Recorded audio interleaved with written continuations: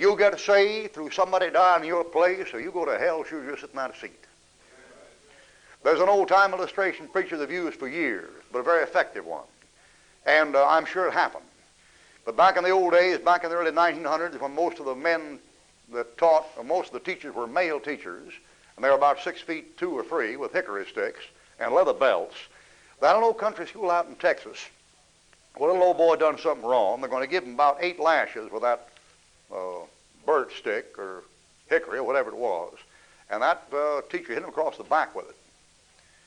And this old boy done something wrong, I don't know what. But he kept telling him, okay, take off your shirt, take off your shirt, take off your shirt. Or take off your coat it was, take off your coat. The kid didn't have a shirt. He said, take off your coat, take off your coat. And this little old boy, about 11 years old, kept whimpering and whining and wouldn't take off his coat. Finally, the schoolmaster came down to grab him.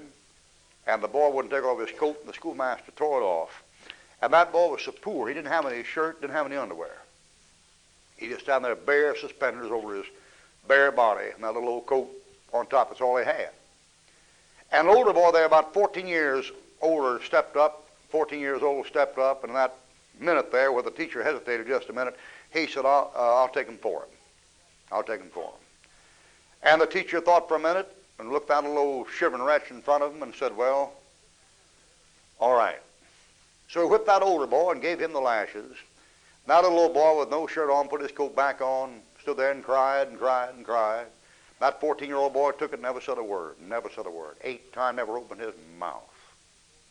I know that happened because not 4 years ago when I was out in San Antonio, I heard a fellow get up there who was a famous state lawyer, and heard him get up there and testify that thing happened in a place where he went to school.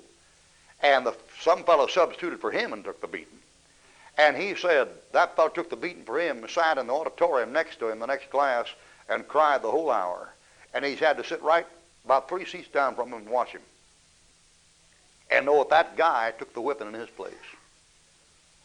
He sat there and sniffled and sniffled and sniffled. And he said, when I looked at that thing, he said, I'd rather 100 beatings I'd rather 100 beating myself than go through that thing again. He said, if I made mine again, if I ever had a whipping coming, nobody ever else take it for me. After watching another kid suffer like that. And when you think about those things, it reminds me of 2 things. It reminds me of when you see what Jesus Christ did for you on the cross, you ought to be ashamed of yourself for not loving him and not appreciating him, not being thankful. Amen. And number 2, it reminds me when he took his whipping, he was led like a lamb to the slaughter, and before his shears like a sheep, he opened not his mouth. And took that beating because you're too poor to take the licking. He took it in your place.